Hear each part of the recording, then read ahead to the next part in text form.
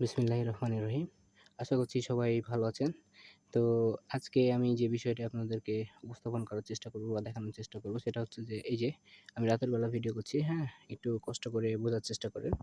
আ এই গাছটিকে আমি কি অবস্থা করেছি, মানে ছাদে একটা যদি আপনার ড্রাগনের গাছ থাকে এবং আপনার জায়গার অভাব বা আপনার এরকম বড় একটা মানে বড় লেভেলের একটা পাত্রের অভাব, যেহেতু এই গাছটা আমার যেকোনো অবস্থায় ফল দিতে সক্ষম। আমি নিজে করেছি। আমি আপনাদেরকে দেখাই এই যে ছোট্ট একটা জায়গাতে, যেহেতু এখানে যতগুলা খাবার ছিল, গাছ আমার সম্পূর্ণ খাবারটা শোষণ করে নিয়েছে।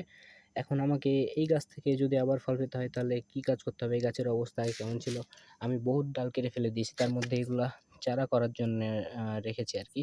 যারা নিবে তাদের হয়তোবা আমি ফ্রিতেই দিই। আমি কোনো টাকা পয়সা দিয়ে এগুলো ডাল বিক্রি করার চেষ্টা করি না এখন বর্তমান।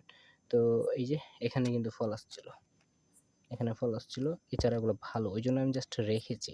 এই যে এখানে ফল আসছিল, এই যে, এই ডালগুলো কেটে রেখেছি আমি।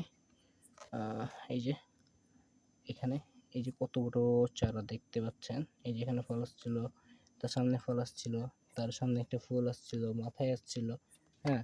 সেম ভাবে এটাতেও এই যে ফল আসছিল। এগুলো সব কাটা পড়েছে এখান থেকে। এগুলো চারা করে হচ্ছে যে বন্ধুদেরকে গিফট করব। এই যে আ আপনাদের কারো লাগলে আপনারা বলতে পারেন, আমি ফ্রিতে দিব। আপনার নিজে কুরিয়ার চার্জ, আপনার নিজের কুরিয়ারের খরচ দিয়ে আপনি আপনার জিনিস নিয়ে চলে যাবেন। আমি জাস্ট আপনাকে গিফট করব। এই যে এই গাছটার কি করেছি, মাটিগুলো সম্পূর্ণ উঠিয়ে ফেলেছি। মাটি উঠিয়ে ফেলে এই যে কতগুলো জড় কাটা গেছে দেখেন।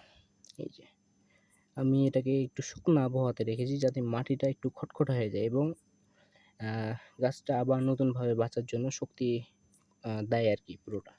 আমি এখানে কিছু একটাই ডাল রেখেছি, সেটার কারণ হচ্ছে কি এটা মাদার ডাল। এটা থেকে এই যে এখানে ১, ২, ৩, ৪, ৫, ৬, ৬টা কাটা আছে এখানে। সেমভাবে হয়তোবা ওইদিকেও আছে। এগুলা থেকে ৩-৪ টা করে ব্রাঞ্চ একেবারে সামনে বাড়িয়ে দেবো লম্বা করে। আ এখান থেকে ইনাফ পরিমাণে একটা ফলন আবার সামনের সিজনে পাওয়া যাবে। এজন্য এই শীতের সময় এই পরিচর্যাগুলো করা লাগবে।